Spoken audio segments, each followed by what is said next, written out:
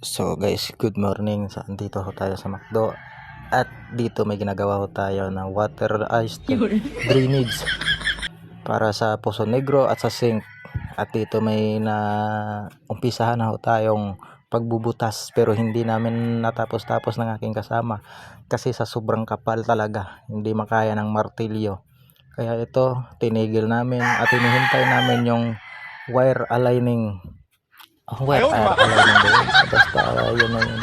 Ito talaga sobrang kapal, 5 point ang kapal, kaya pinatigil lang aming foreman kasi hindi daw makakatapos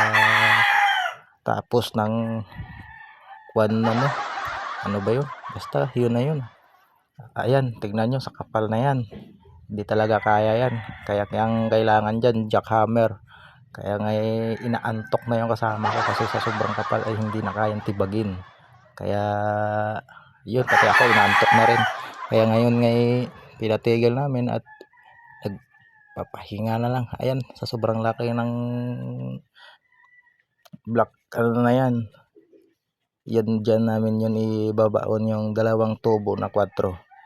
Kaya so guys, ito talaga unang video ko pa lang at papapanood nyo.